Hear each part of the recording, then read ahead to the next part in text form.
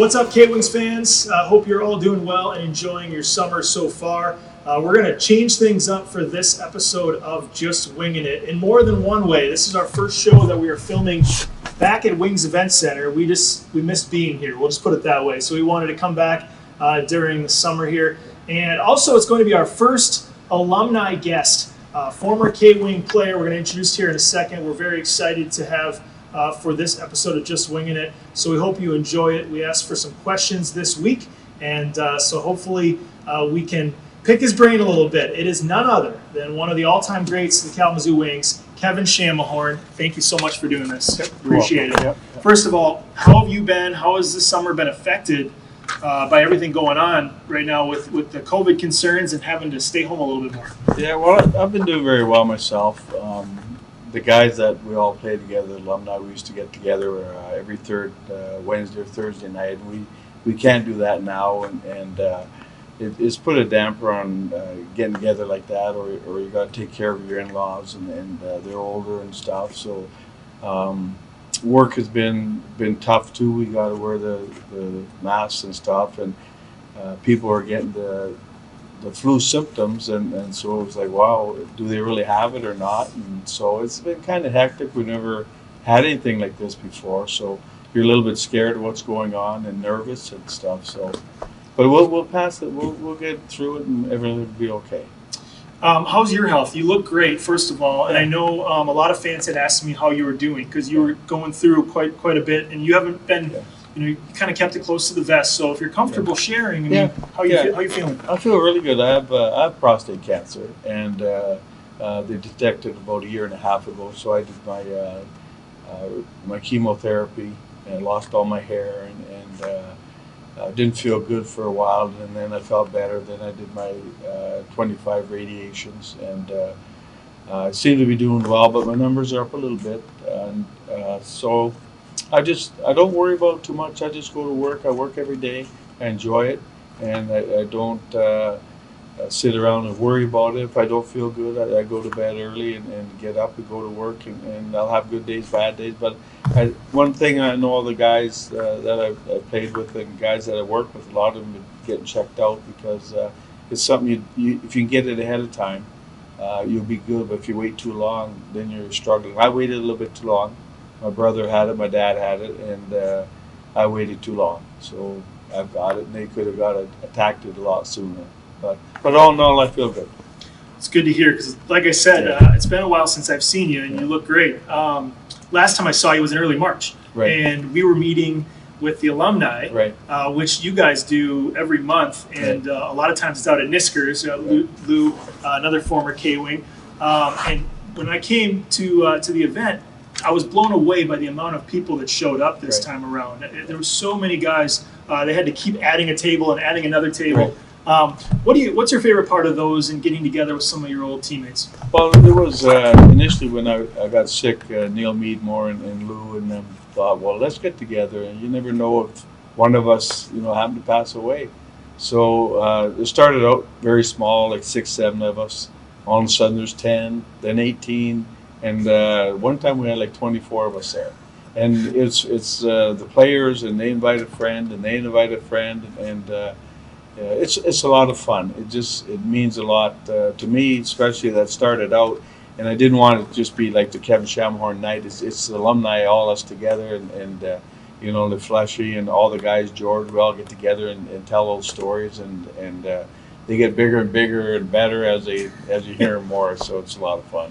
Well, it was my second or third time going, and I keep meeting the same people that I have to get a refresher course because I'm the new guy, and then I get to meet new people, and it's just so awesome to see everybody. And I'm just fortunate that Rick Hoffman and George Gagnon and everybody that organizes these includes me because I think it's really fun to learn some of those stories and hear about you guys and some of the memories that you made back in your playing days too. I got to get right to it because I just can't wait any longer. But another reason we wanted to do this, one of many, but we would have done this in person. Obviously, Fan Appreciation Day would have been April 5th. Season got canceled March 12th, and you were going to be our recipient for the Al Genovy Ambassador Award. Al's wife, Kathy, selected you for all your contributions in the Kalamazoo community, not only throughout your career, but even after your career, and what you meant to hockey in Kalamazoo. And I thought it was a perfect choice. So we'd like to present you formally. We have a plaque that we keep in our office here, but we also have a plaque for you, the Al Genovy Ambassador Award. Well, thanks very much. Thanking you for all your contributions, and you join a list of some incredible people that have won it in previous years. Right. I'm sure you know some of them. What does it mean to just have that role model status and be recognized as someone that really has left an impact in this community? Well, it's an honor. When I came here, it was just, you wanted to do your best, play and win and get a championship and try and make the NHL. And I was very lucky the first year I got called up to Detroit, so I did make it. And then we won the Turner Cup, and that was huge. And I always wanted to retire a K-Wing. After the first year I was here, it's like, this place is so nice. The fans are fantastic. And we just don't say that. We really, really mean it. There's guys that used to say, hey, how do I get on the team? How can I get there? I want to get traded, you guys. Because they knew we had such a great franchise.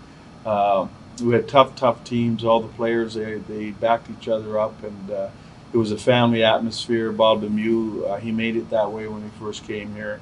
Had all the players that they cared for each other and stuff. So it was fun. And as for Al, I played with Al my second year. Well, actually my first year, but my second year, him and I were on line. And I'll tell you a quick story. I used to come down the right side with the puck, the hair flaying all over the place and laughing. And we're all having fun all the time and tease each other. And I'd come down the board and I'd go behind the net and I'd shoot the puck out. He'd be coming down the slot and I'd go way past him, and I'd go down again, get it, come flying around the net, shoot it as fast, like kind of fast out.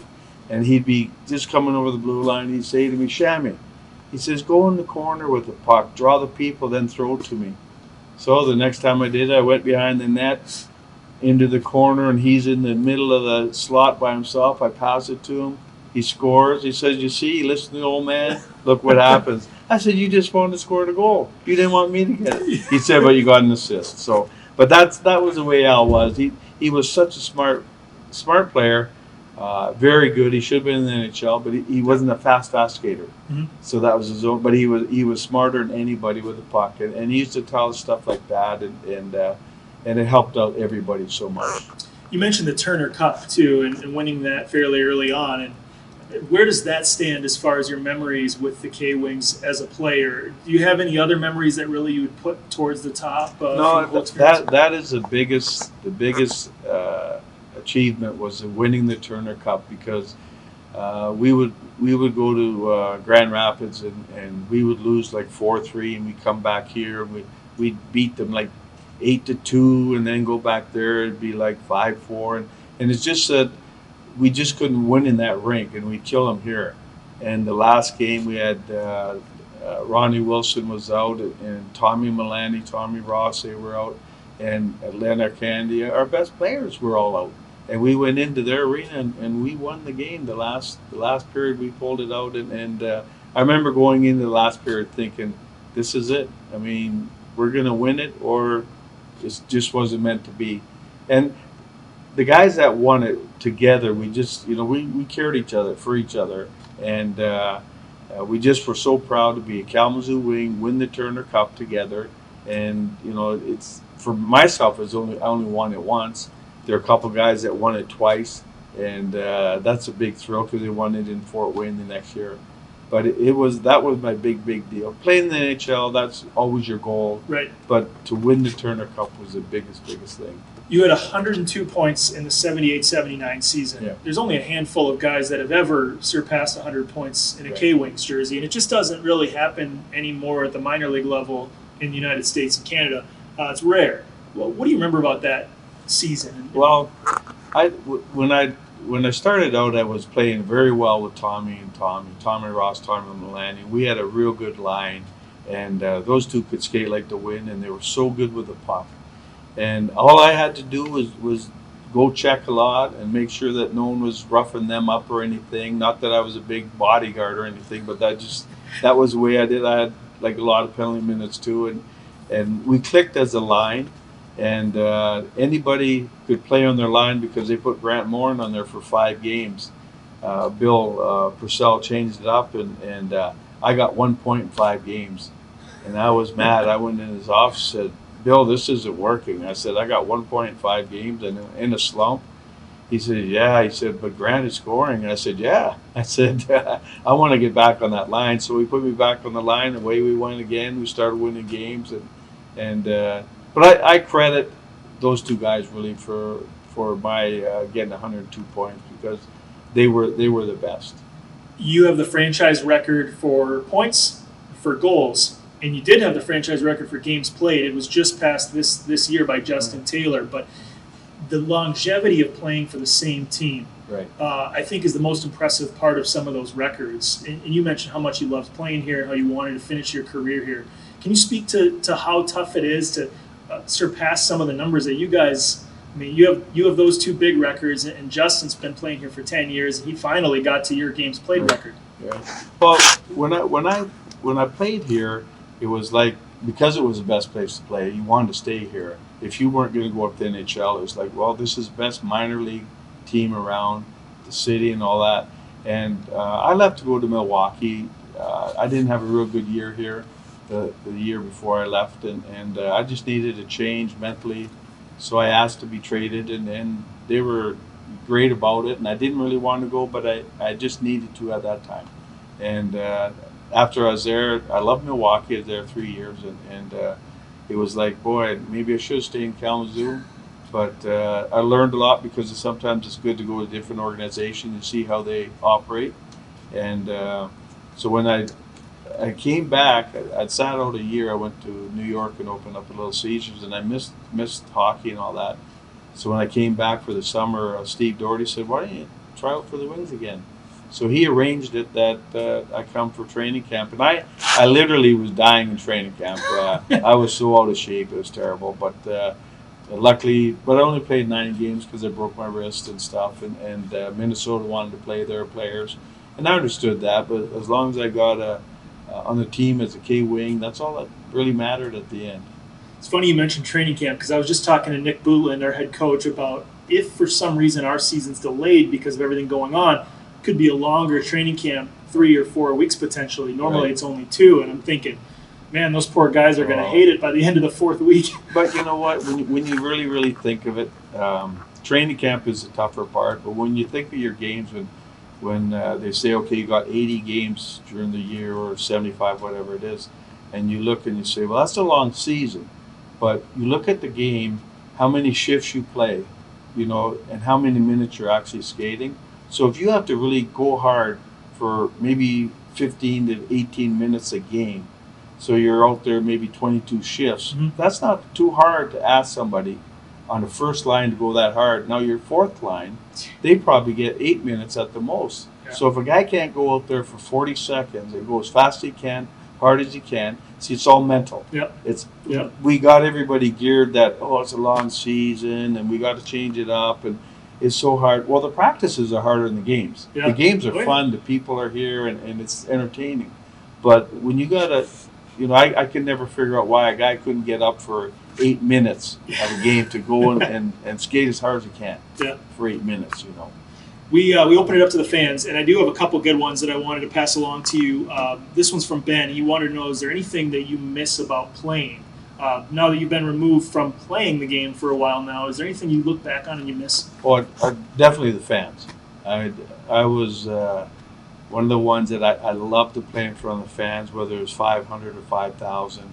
It was so fun to score a goal and hear them cheer, or get in a fight and do crazy stuff and hear them cheer. I mean, if a guy doesn't want to play in front of the fans, you shouldn't even be playing hockey because it's entertainment. And that's why a lot of guys get noticed. Is they're entertaining and stuff. You still want to win. It's 110% you want to win, but you also like to entertain. You mentioned the fighting aspect, and we've had a lot of good fighters in our history and just throughout the game. It's kind of gone down a little bit in recent years. So the glory years really were the years when you guys were playing. Right. Do you have anybody you consider maybe as a teammate the toughest fighter? Probably Leonard Candia. Lenny was the toughest. He was a a guy that like Probert, how they talk about Probert and stuff, and Lenny was right up with him, and I've seen him hurt people bad, and afterwards he felt bad for doing it. I mean, with his fist, Yeah. I mean, he protected guys and stuff, but it'd have to be Leonard Kennedy, probably the toughest guy in the IHL. You played in the NHL, as you said, which is everybody's dream as a young hockey player. You played 5 games for the Red Wings, 5 games for the Kings. What's the lasting memory you'll take out of getting to that point? Trying to score a goal. God, it was so hard. I mean, like I scored 45 here and I scored 48 in Milwaukee, and I couldn't even get one in 10 games. It was like I just wasn't. It's harder. Some guys get up there and they score. I mean, very easy. I just couldn't score a goal, and that was a big deal. I was like, why can't I score? I went up. I had a fight. You know, I played in Philadelphia with Detroit and in LA, both times in Philly, regular shift every time. Yeah. But I just couldn't score a goal. I've got some rapid fire questions. These ones are easy. They're different. They're not even related to hockey. They're just fun. So we'll start with this one. Would you rather have poutine or Kraft dinner? Kraft dinner. Kraft dinner. I was going to say poutine at Nisker's is a whole different ballgame. Right. Kraft dinner with ketchup. Oh, there you go. Yeah. There you go. A burger or a chicken sandwich? Chicken sandwich. Would you rather go 100 years in the past or 100 years in the future? 100 years in the past. I always live in the past. I'm the same way. Yeah, I'm a history buff, so I always got to go back in time. I always go back to the good times. Yeah. And I always go back to playing hockey, and that's always one of these. Quit patting yourself on the back, but it's fun. Yeah. Are you a dog person or a cat person? Dog. Same here. This one was fun. We asked this to Justin Taylor because 2 very famous Canadian performers, Celine Dion or Shania Twain. Right, Schneider. I'm with you on that one. Favorite Canadian band? Well, the one guy, Adams? Or Brian Adams. Brian Yep. Adams. Brian Adams. He's good. That's a good one. Yeah. Favorite TV show right now? Right now, I'd have to say America's Got Talent. Who had a better mustache in your prime, you or Terry Ficcarelli?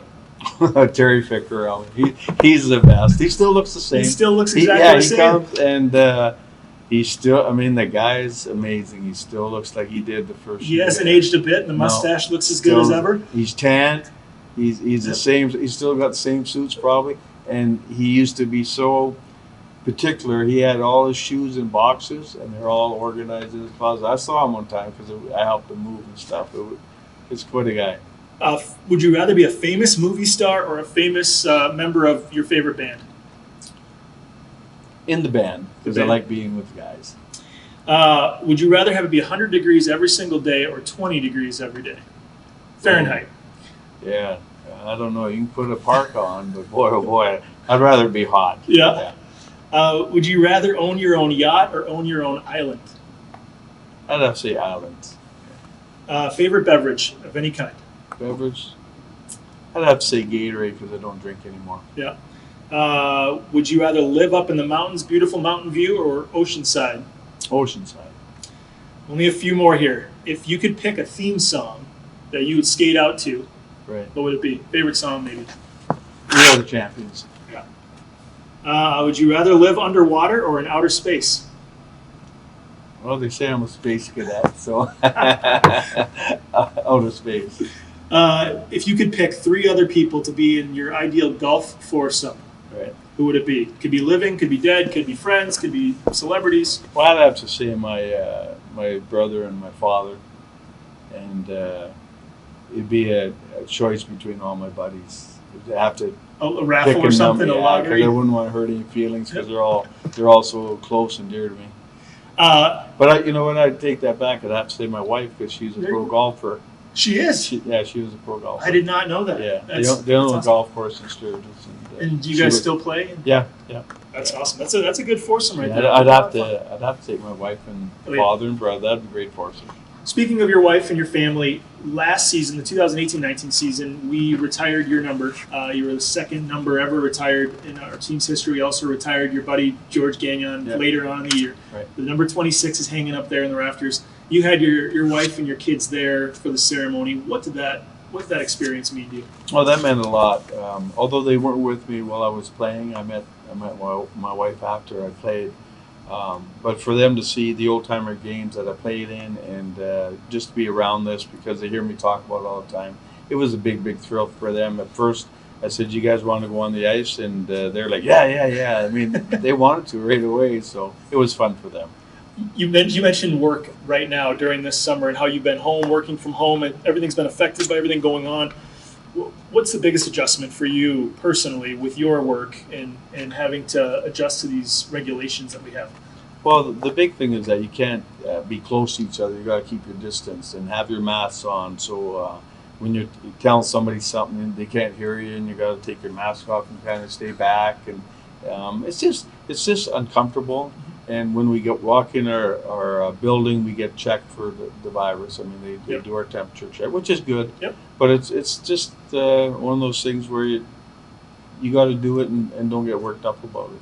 Now, are all your kids done with school, or are they going to have probably to worry about the adjustments going back to school? With all Well, this? my youngest one still has one more year at Western, and my other two they're out. But my oldest one works at a enterprise, and so she has to deal with customers and stuff. So they have to keep their distance. And my other one's a waitress right now, so she has to do the same thing with the mask on and that.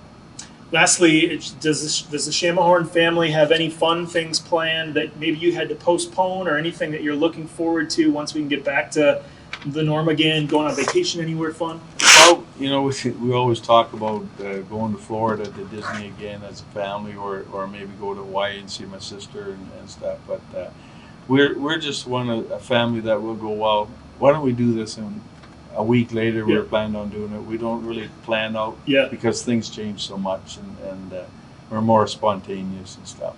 Well, I appreciate you coming down and doing this. It was a lot of fun for me. Just seeing you at the alumni events, I figured you'd be a perfect guest. And for me, it's an honor to be able to present you the Genovy Ambassador Award, given the history of it and what you've meant to the Kalamazoo community and our fans. So thank you for doing this. Well, thank you very much, and I'm very honored to have that, especially from Al, because I played with him, and I was with him near the end before he passed away and stuff. And Al always meant a lot to me, and like all the players I played with. So that's our family all together.